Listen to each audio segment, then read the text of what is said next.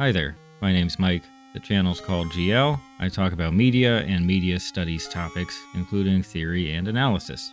Feel free to stick around. I want to talk about the hodgepodge quality of Lazy in Space, but we have to take a bit of a walk to get there. So a lot of people have definitely picked up on Bee and Puppycat's focus on young adulthood, or more broadly, the process of making big decisions that will affect what a person's life will become, which can happen at many different ages, actually. Bee is a poster child for indecision. Psych students are probably already familiar with Erikson's stages of development, each of which is presented as an either-or, such as trust versus mistrust, or intimacy versus isolation, the latter of which we could also apply to this show. But specifically, Erikson describes the middle age paradigm as generativity versus stagnation. In other words, you either find something to do and you do it, or you basically don't do anything. I'm not here to tell you that Erikson's stages of development are objectively correct, but I do know that this is a dynamic that a lot of people are familiar with already, and it's definitely something I continue to feel in my own life. There are both external and internal pressures to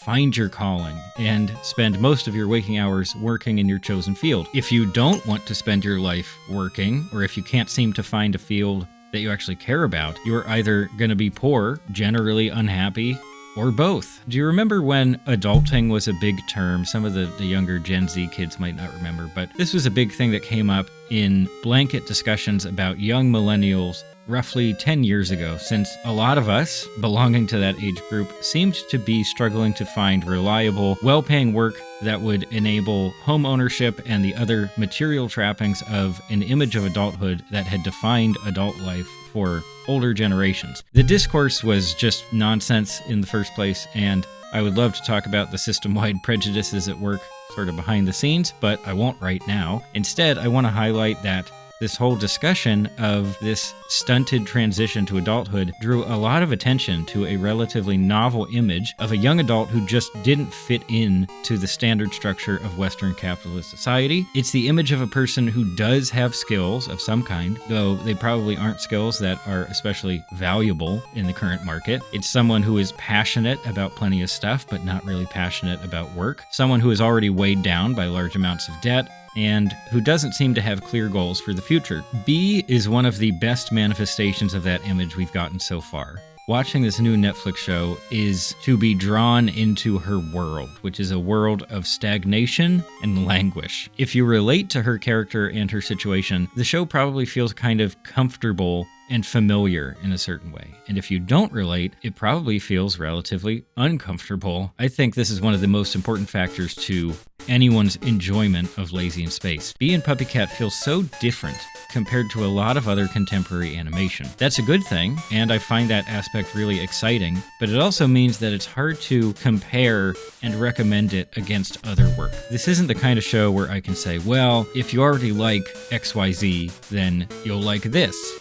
I do think that tonally, it sometimes approaches the more ponderous episodes of Adventure Time or even BoJack Horseman at points, but it's absolutely not something for everyone. And probably one of the biggest barriers to casual enjoyment of Lazy in Space is its pacing and structure, or more specifically, its lack of traditional story structure. So I have a whole video about the relationship between media structure and content, and to sum up, I'm a big proponent of using new structures to tell stories, rather than relying on the same basic structure that humans have been stuck on for literally thousands of years. But regardless of my preferences, there are positives and negatives to both traditional and non-traditional structure. One of the biggest benefits of traditional structure is that it can make a viewer feel safe and supported. It's really what they're used to in terms of storytelling. They know what to expect. Traditional structure can also contribute to brisk, even story pacing. But if you take the viewer out of their comfort zone, they might get uncomfortable. That makes sense, right?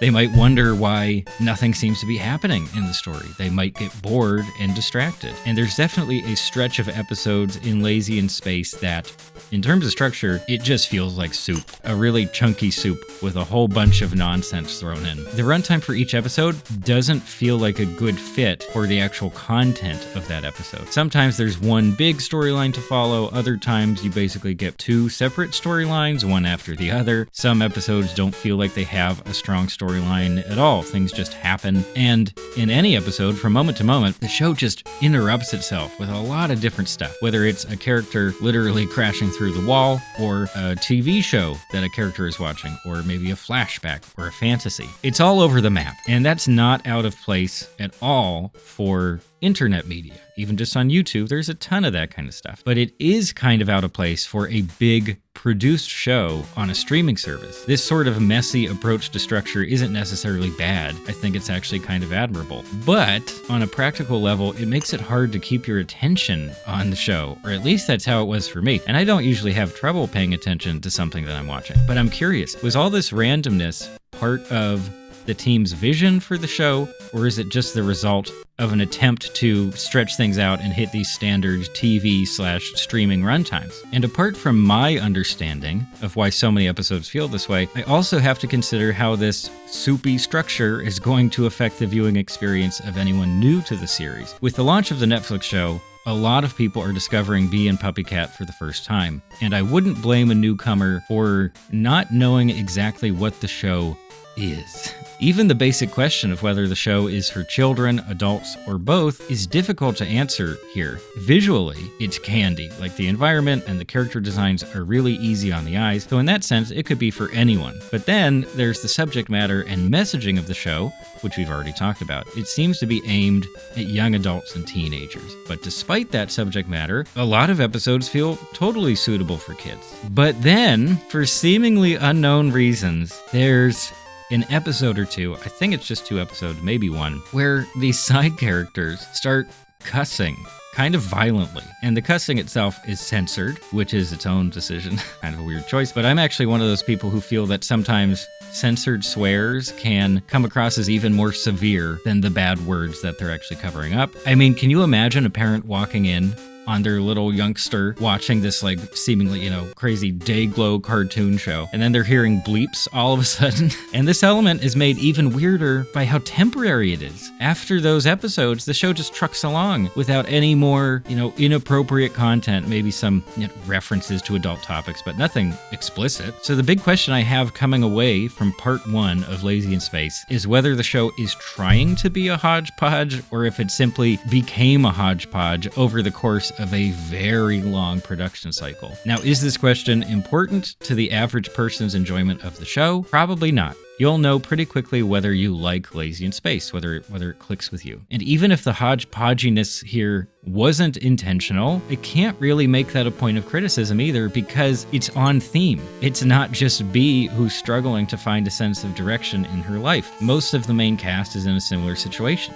If we want to get more interpretive even, we could say that maybe the entire island is trapped in some kind of motivation drought. Actually, that's not a bad story premise. Ultimately, part 1 of Lazy in Space feels like a big giant setup for whatever is going to happen in part 2. And I have a hunch that the meandering tone and pacing will start to fall away as plot becomes a more pronounced component. But if that's how things turn out, then I'll certainly still be revisiting part 1 when I want some hangout media. The first watch may have been kind of difficult for me, but now that I know what the show is about, what it feels like, I think I'll have a much easier time accepting these episodes for what they are, an almost random collection of images and events, some of which carry significance and some of which don't really matter at all. And I'd say that's a pretty accurate reflection of adult life. Thank you so much for joining me for the entire video. Please share your thoughts and feelings if you have any. That's all for now. Thanks for stopping by.